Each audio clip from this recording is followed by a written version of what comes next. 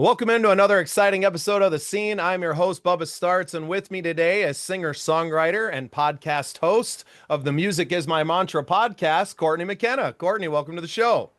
Hello, thank you. Thanks for having me. Well, it's a pleasure to reverse the roles here. I was a guest on your show recently, Yes. just Yes. released actually. I got to listen to it yesterday. Absolutely loved being on it and loved listening back to it. I forgot how fun the Cool. conversation really was. So, looking forward to getting to Yeah. know more about you today, and I can shut the Awesome. heck up. You know, I like to listen to my guests. It's, the stories that they have, it's all part of what makes us who we are, right? So it's great. I had a really fun time with you on my show. And so listeners of the Scene Projects, go check it out. Um, Definitely just interesting similarities and also just you're a wild card at heart. I love it.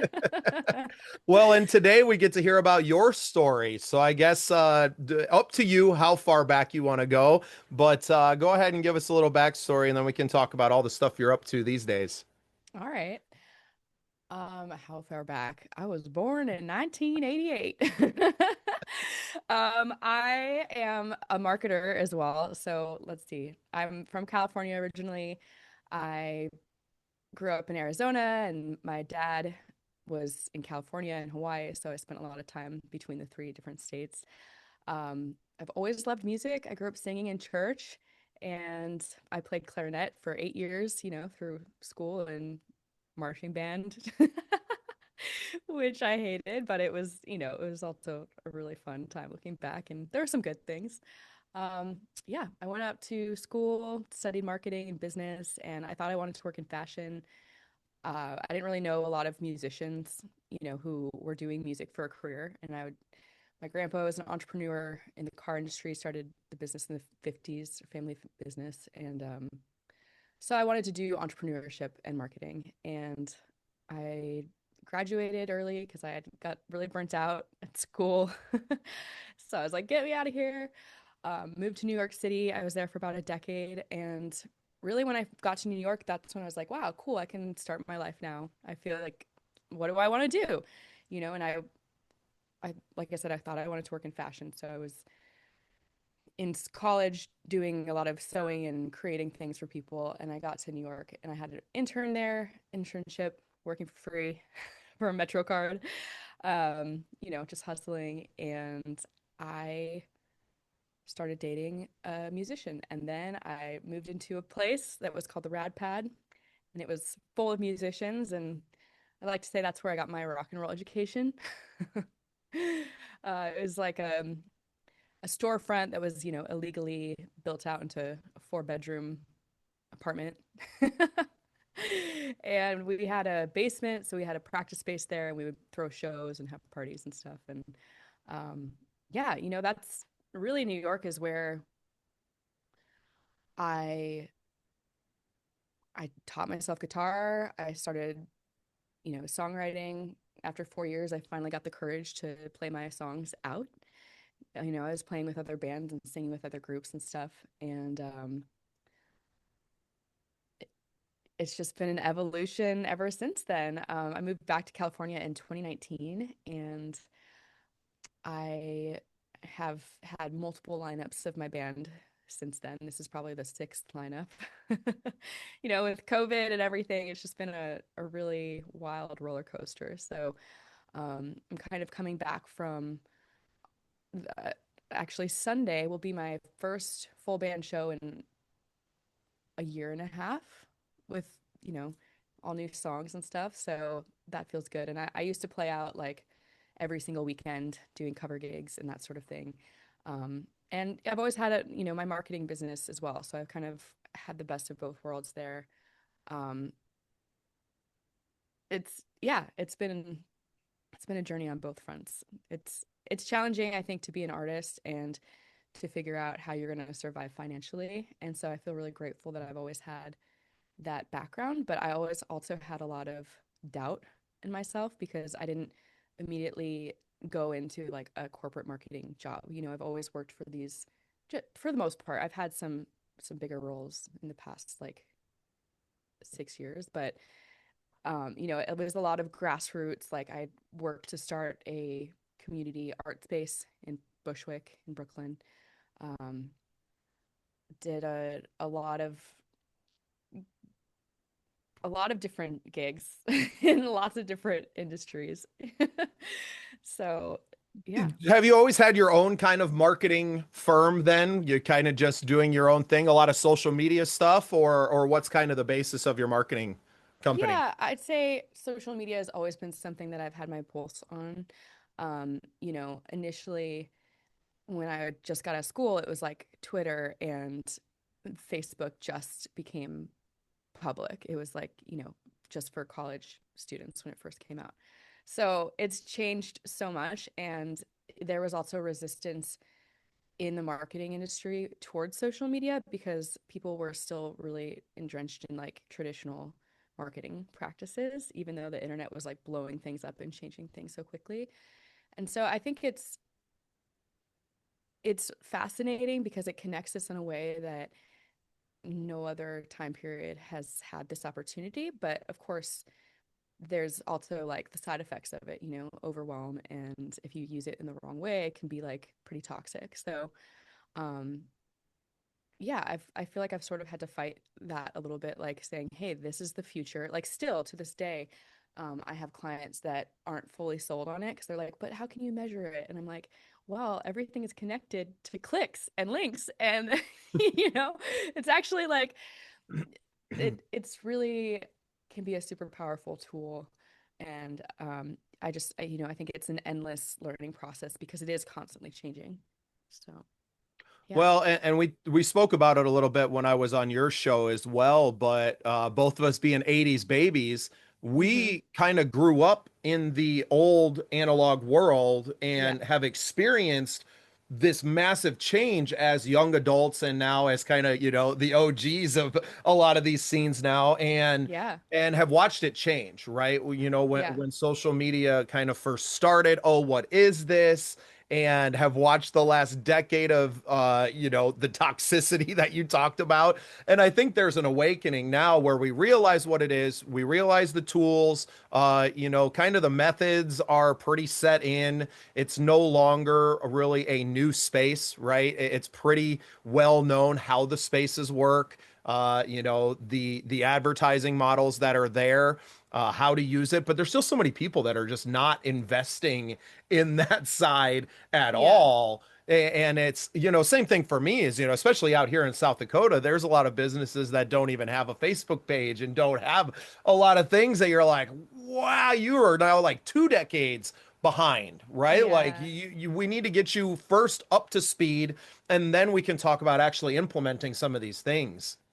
Well, it can be super overwhelming. It's just like there's so much being thrown at you every time you open the app, you know, and it feels like, oh, is my message really gonna come through? And now everything is being flooded with AI, so there's like a lot of controversy around that, controversy, I don't know. Yeah, it's fascinating to me. I think it's like a reflection of our culture and it's a tool like anything else, if you don't have like healthy boundaries around your how you spend your time, then like it could go south pretty quickly. So, yeah.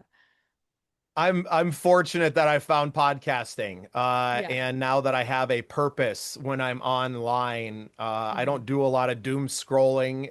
Not that I ever did, but especially with Facebook groups, it became Yeah. a lot easier to network. I was able, Facebook started segmenting people into these things, so Yeah. finding groups that are active and have active members and one that I've used that's been nothing but a blessing to me was a podcasters on Facebook group, 50, 60,000 people strong now. Cool. And you don't even have to know everyone. I dipped in, was like, hey, looking for guests for my show. Next thing you know, the calendar is full. And it's like, oh, wow, I only need to dip into this a few times a year, Yeah. really into this pool of people.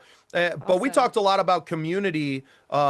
on your show as well, and what the scene projects are, what your podcast is as well. Music is my mantra, Hmm. is even if the community that you're building doesn't have a huge listenership, this Yes. culture and this community of artists that you're interviewing, Yeah. right? And no, I'm not saying that it doesn't have the listenership, but the fact that you're I've got able to big have goals. this, Yeah. well, you have this vessel now, and I know it because I've done 200 episodes. I've done Hmm. episodes with at least 150 of those people that I've never met before, right? That Hmm. weren't Hmm. part of my group. So I've been Yeah. able to expand my network. Can you talk about the value of a podcast to not just a musician, but really to any business out there that is looking to grow a community around them? Yeah. Well, I think it's not even like it's so much broader than just a podcast, right? Like the thing about the podcast is that it gives you a platform to connect with people. And that's really like I think the foundation of it. So like when you were talking about like, before the internet, right? So to promote shows in New York before the internet, you would like just put flyers everywhere and you get people to like go around and hand out flyers, come to my show, that sort of thing. Now it's like, think about it by connecting in the digital space, you can connect with so many more people. And so I think that's the power of podcasting. But at the next level up is like when you're building a community, it's incredible how if you go into it with no expectations, like you're giving a platform to somebody else, you're giving an opportunity to share their voice, to share their music, and the reaping of that reward isn't immediate, but it always comes back to you. So, like, for example, during COVID times when everybody was like afraid to go outside and lockdown, I had basically just moved to Los Angeles and I was pissed. I was not happy to be locked inside. I was like, I live at the beach. Like, I'm gonna go out to the beach. Like, there's no way I'm gonna get sick from going to see the water. Like, but they were like fining people $1,000, and I just felt like f this, like, and so I started hosting these outdoor concerts because we have a balcony in our street here, and my roommates, they all worked in like events and marketing as well, so like we all moved in together about a month before lockdowns, and then suddenly we all had no jobs. And so I was like, look, you can't, I don't want to just like stop living, and I had plans to start touring and stuff. I had shows lined up to go back in New York City, and that was like literally the week of lockdown. I had to cancel everything. And so we just like invited the neighbors over and we're like, hey, we have this space. You can social distance, like be safe, obviously, but like let's get together and let's just invite our friends to play on this outdoor space. And so we did that for a year and a half. And it was really just out of like, we've got time to organize it.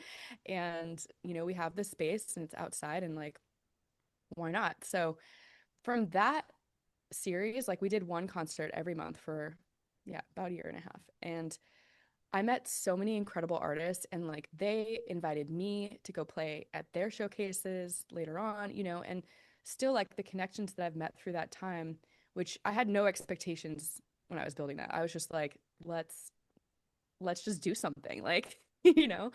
And so I think that's kind of how I've been approaching the podcast too. It's like I'm just going to invite people on and then I know that down the road like it's going to build and it might not be how I imagine it to be building, like maybe the podcast won't be the big thing that I monetize and like go all in on, but like I know that the opportunities will come back in some form, in some way. And I think that's just how, the more that you can like give to your community in that way, it it just makes everything better. Exactly. It Yeah. becomes a form of service. Yeah. And for me, especially, and in the entertainment business, just at all, right? That it's a very me centric thing, right? It's very ego Yeah. driven and very look at me, look at me, look at me. And both of us being marketers makes you a networker, makes you a people person that you want to see these other people succeed. Hmm. I don't have Yeah. exactly the same experience of living with all of these artists in the same house, but I've always been surrounded by artists. Yeah. And when I was finally able to kind of turn that around and go, hey, this is what I have, and it's for you. Right. Hmm. This is like, yes, I'm here, but it's really a platform that I'm building to have you come on and tell my friends about yourself. Because I Yeah. can share your music with them online, but until they kind of meet you, maybe there's not that same investment. So it's been a Yeah. great thing for me, and just having been on your show, and now that I'm subscribed, I'm sure I'll be listening to a lot more episodes. But it seems like a lot of the same thing that you're like, look, I already know a lot of people that would be interested in coming on. I'm always Hmm. going to meet more, Yeah. and now I have this beautiful show that I can share, and you just Hmm. get to have the most interesting conversations and meet people. And then yeah, Yeah. you never know the ramifications of each and every single episode. Yeah. Every episode becomes a seed, and you don't know which ones are going to grow and bear fruit or not. As long as it's still fun, then Hmm. we're just going to keep on planting. Yeah. Yeah. Yeah. And so I love it. I started out my podcast with a couple, like the first 3 months were pretty much all solo episodes. And I didn't even realize like how badly I needed that just to talk about my story, my music, like all of the knowledge that I have when it comes to wellness and that whole side of everything. Um, so now I'm like, great. I feel way more confident because I've shared my story. And now I'm just focused on like amplifying other stories of music and wellness and that intersection that I feel like is really overlooked. Definitely. So you said you got your first full band show coming up in a year and a half. You just have to be absolutely thrilled to finally get back out there and to play some music. Yeah. LA's been through a lot, not just the last 5 years, obviously the Palisades fire, and so much has happened there, riots all the time. And what's the pulse of the LA music scene right now? You know, I I'm laughing. I'm not trying to be insensitive to everything that's happened, but the media likes to amplify the crazy extremes. So, like the day of the last riot slash protest, I was going down to a friend's show and I drove through downtown and I saw like a helicopter, which happens every day. Like, I didn't see anything. I obviously like I have a very different story than other people. Some people like their works got raided and like the things are happening, but I just I don't feel like it's really had a negative impact on obviously there's pros and cons and highs and lows to everything, right? It's like if anything, I think that it does feel like there's a creative rebirth happening here in Los Angeles, and maybe that's just from my perspective, but I felt like I've been sort of disconnected, like I said, from the last year and a half, and I've done some solo shows and that sort of thing, but just the couple of past few months, I've stepped out here and there and like just have been completely embraced by my peers. And I just went to another sold out show last night for a friend of mine, V Torres, and she has a new album coming out. And like a couple weeks before that, I went to another sold out show, and it feels like a warm hug. Like I love it. I can't speak for all of Los Angeles. I think what's happening here in the South Bay is like very unique. Um, but one of the shows that I went to on Thursday last week was at the space that is at first and foremost a mental health space where people can go and get like free counseling. And they opened a music venue. And then the music venue has been so popular that they had to move the counseling to a separate room or separate building, actually. And now they do shows and it's like all volunteer. Um, it's called Scribble, in case anyone's curious. But yeah, there's just I think there's a lot of really interesting, cool things starting out, and I think Scribble has been around for a couple of years now. It's not like it's brand new, but um, I think because of the times that we've had to endure, things are starting to flourish We ever see a so lot of the slightly. and we see a lot of the same thing kind of happening in Minnesota, right? I mean, Hmm. Minnesota, Los Angeles, New York, these are places that had a much different experience than rural South Dakota did. So my Hmm. own lived experience for 2020 to 20 has been the best time I've ever had in my life, right? We never stopped playing gigs and our businesses have been flourishing. We didn't experience lockdowns at all. Hmm. We hardly wore masks, right? Like just a totally different experience, right? And I Yeah, kind of yeah. forget that, except when I talk to, a lot of people here and a lot of guests that we have on the show from Minneapolis and the Minnesota area, that is Hmm. just a much different experience. Yeah. And now you're seeing what was once that vibrant, beautiful music scene kind of come back to life. Because what happened during that time was that a lot of these venues closed. A lot of the Hmm. promoters stopped promoting. They were bankrupted, right? So Yeah. you lost a lot of the people that were drivers of the scene.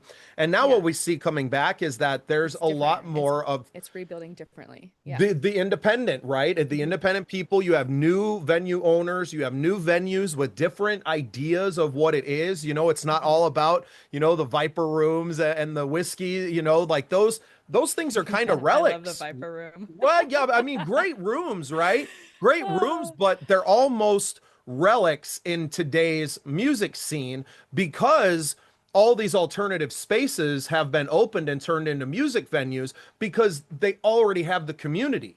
Right. And I feel like that's kind of the yeah. missing part is that now you have venues that are built around a community and you just have a space rather than like the hot spot. I don't think people are going out, definitely not like they were 20 years ago. Hmm.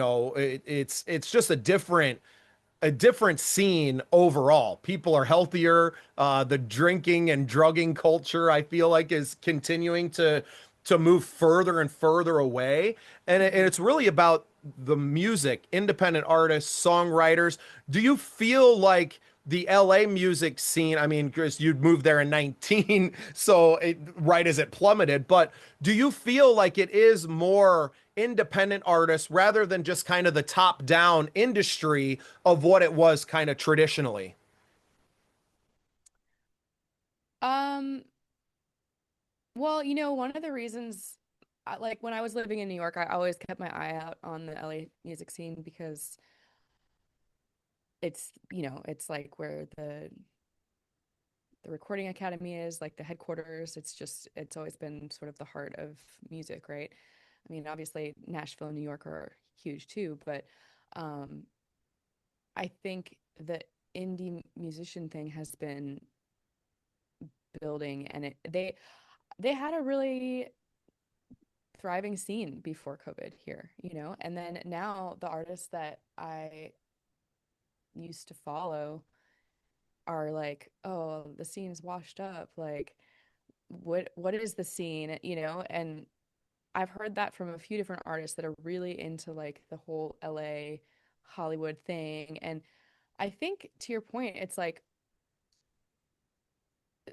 things are shifting in that sense where like if you can't plug into a community or have your own that you've been building and cultivating, that's where maybe you feel left out or something. Like have never had a chance to ask these artists in particular, like what why do you feel like you need to move somewhere else, but I think maybe it's a little bit of, if I were to guess, like just wishing that there was more being poured into them and more inspiration, I guess. But I've always been the type of person where like I have no lack of inspiration coming to me. Like I I've never really cared to follow trends. Like I've always been interested in trends and like watching them, observing them, but like I've never really been the type of person where um I necessarily like have to have the water bottle that everybody else has, or like the whatever, I've always liked to make my own clothes. Like I like to do something just a little different, you know. Um, and I think maybe that's more of what we're seeing. Plus, industry is like dead, honestly. Like you can't make money from streaming. Like you can barely make money from touring because most of the traditional venues have these buy-ins with the larger, Live Nation or that sort of thing. So it's like even if you're a small band and you get paid like $200 a night to open for an act on tour, let's say, then you might still have to give like a solid cut of your merch to the venue because of the rules. Like it's just not that you can't make money touring, but for a while things shifted from like you used to be able to sell CDs, and then it was like, well, now streaming killed that, but you can still make money touring, and now it's so expensive to tour.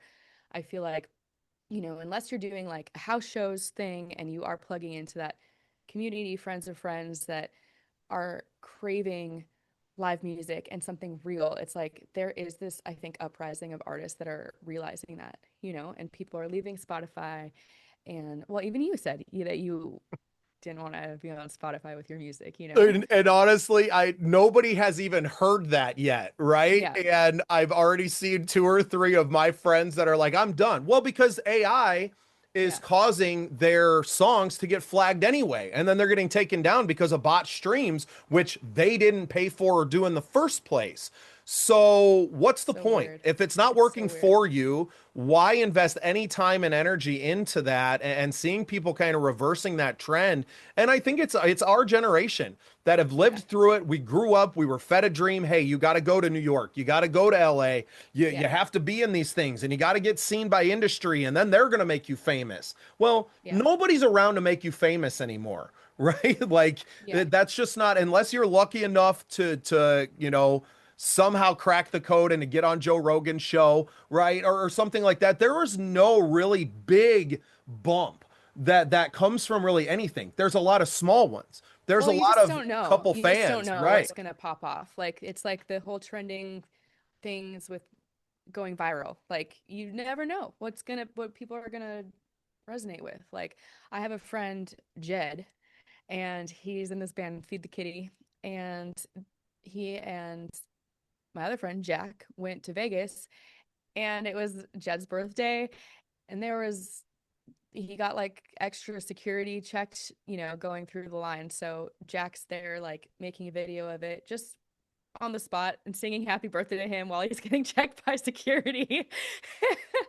And it's got like 150,000 views in like overnight. And it's like that has nothing to do with their music, but that's like what he's going viral for. And it's brought in some new followers, and like it's just weird. Like it's a funny time. And I think the if you're going to be an artist and truly speak your truth through music, through your craft, and really like treat it as a craft and not just like a hobby and I'll make music with AI or something, it's like there's still this, I think, people who are really truly invested in the artistry of music. Like you have to just make your own path in every single sense of it, like through the sound, through the marketing and connections, and you never know. Like you still might only be heard by like 15 people on a monthly basis, but it's like at some point something could break through and everything could change in a 24 hours.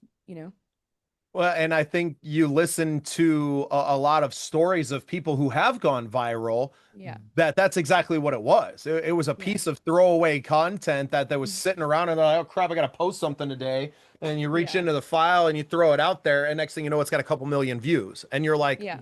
how did that happen?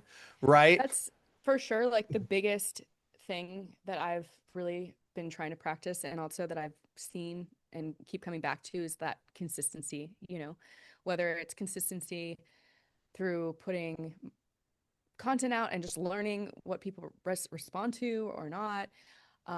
Consistency, like doing vocal warm-ups, like, just taking care of my instrument.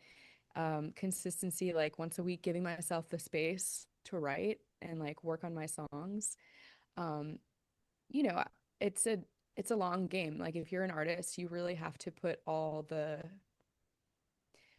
desire for like financial gain or anything like that aside, because I think in this day and age, like you said, you're not just going to get discovered, and you really have to do some soul searching and commit to what it is that you want to build.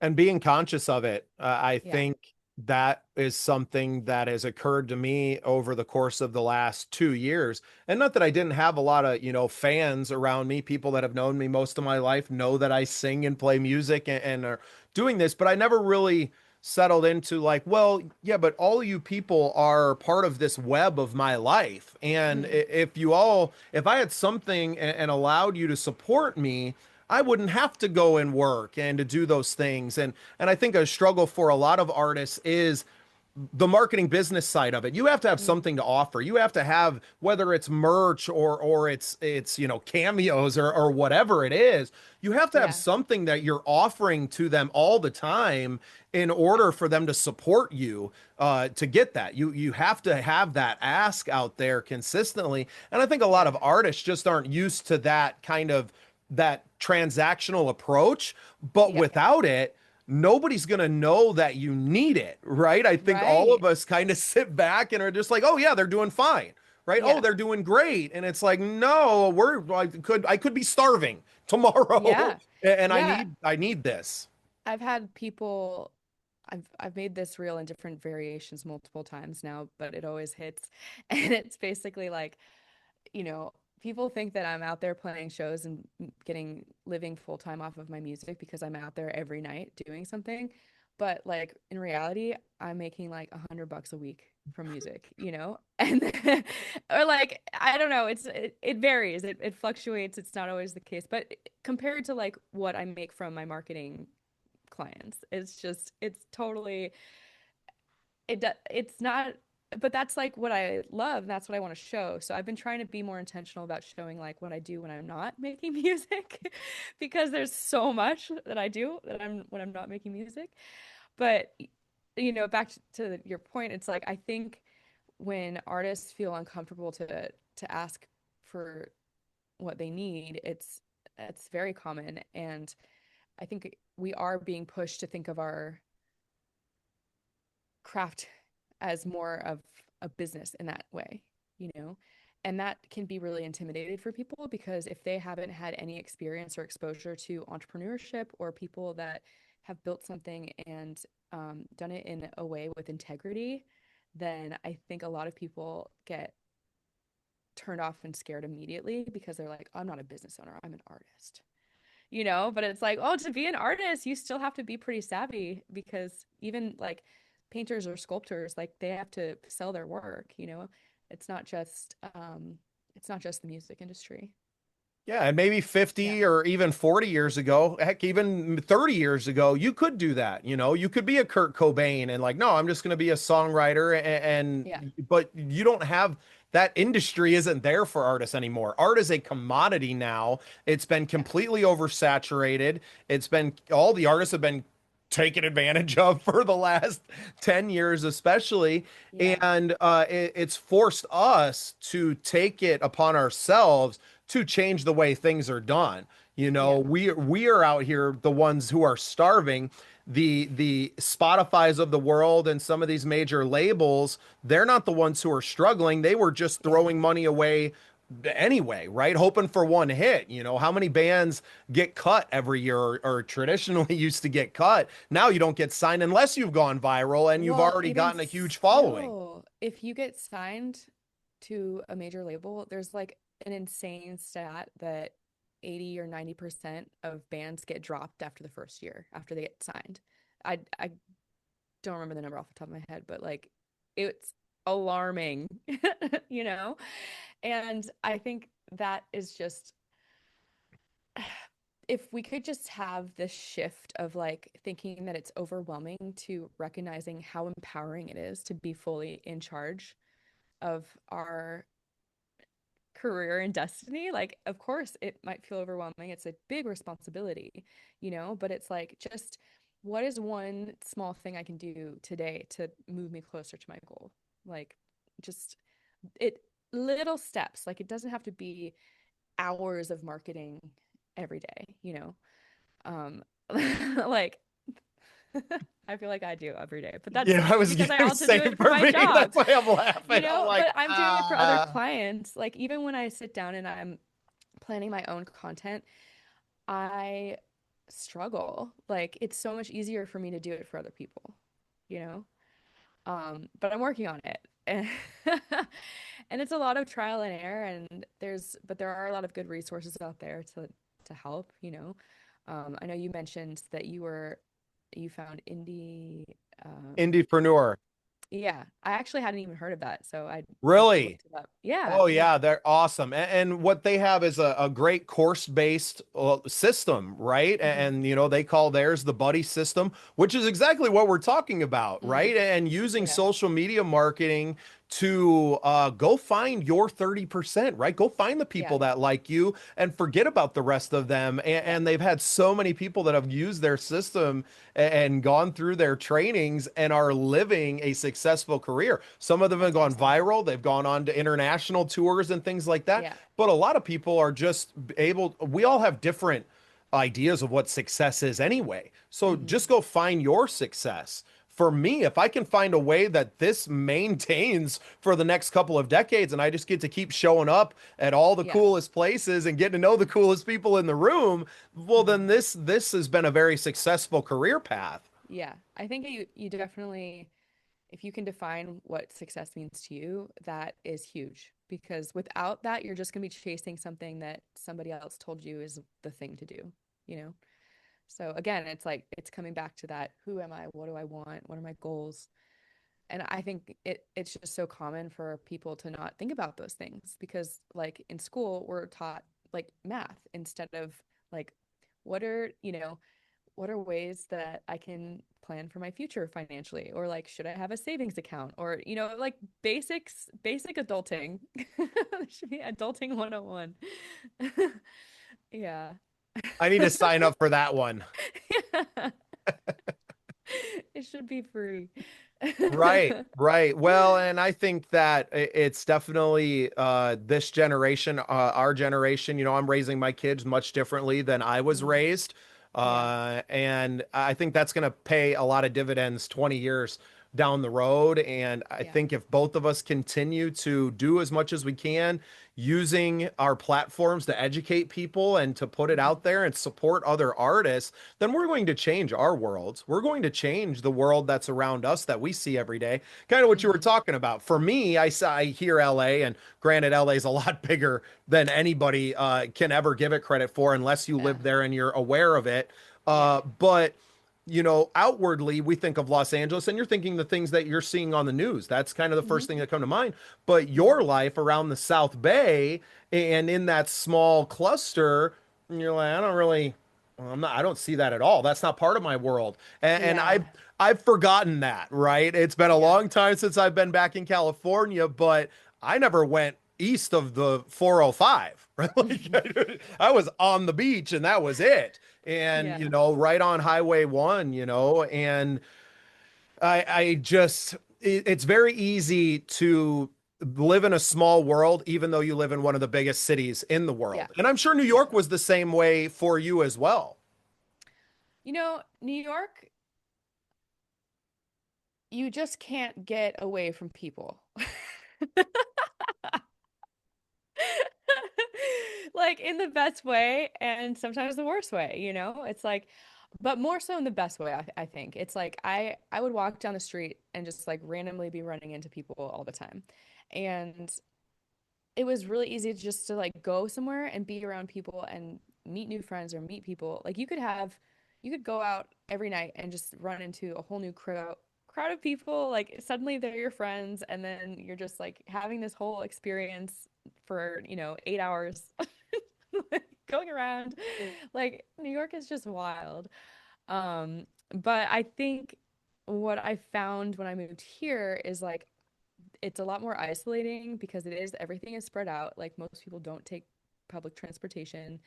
We like just got a subway last year, you know? I mean, pretty much like there's been one, but they just connected it to the airport. And what year is it? Like 2025?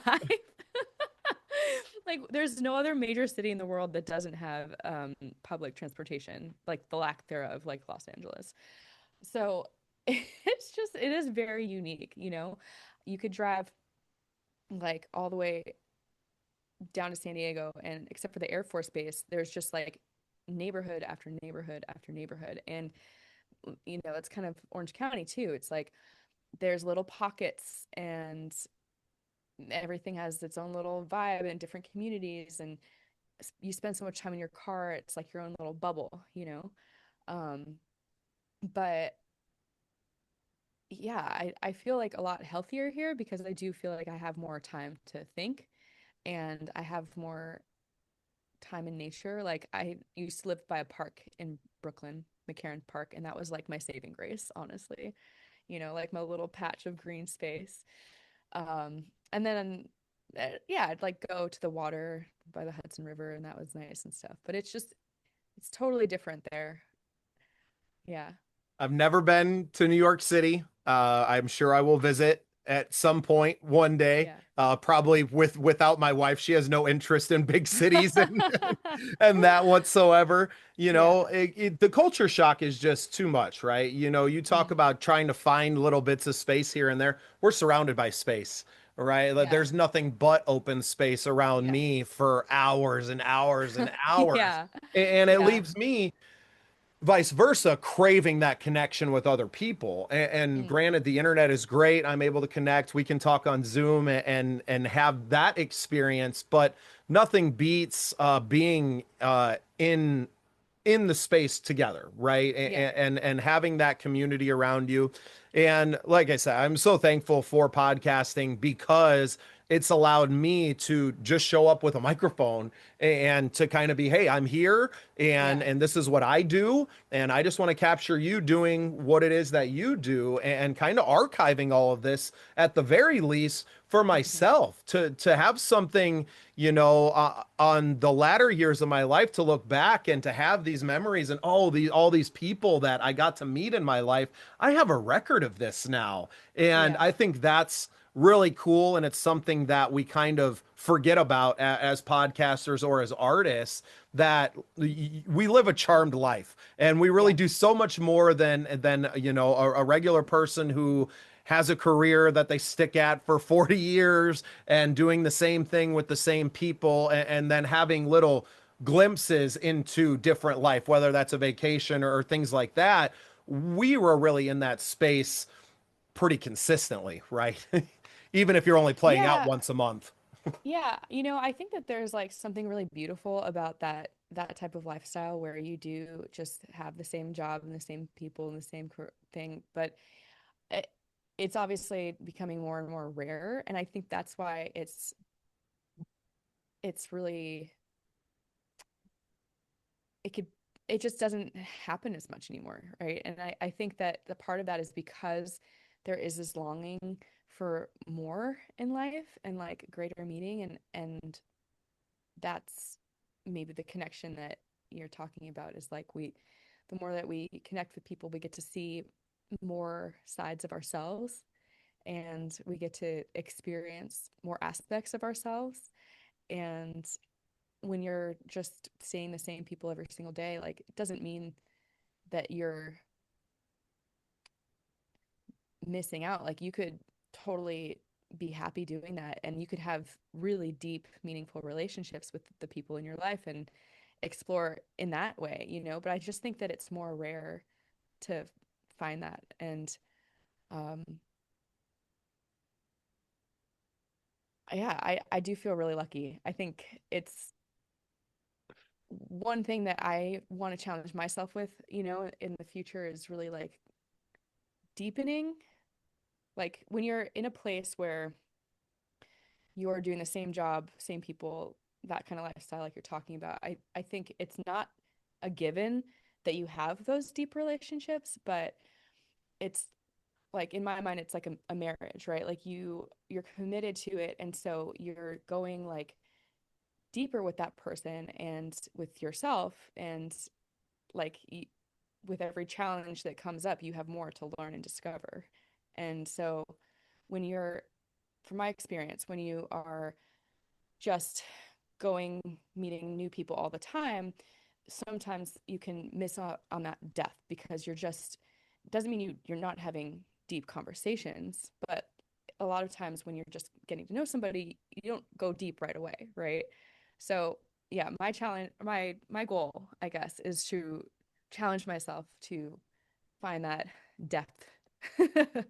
Whether it's in the conversations like this or just day to day, I think that's people are, yeah, it can be scary to go there, right? So Well, Courtney, I've taken up plenty of your time today already. Where can people go deeper with you and find out more about you? thank you. I'm on Instagram mostly at Courtney McKenna, and you can listen to my podcast at musicismymantra.com or follow my YouTube where I have music and the podcast. And yeah, CourtneyMcKenna.rocks is my website. So if you want to learn more about my marketing or anything like that, definitely reach out.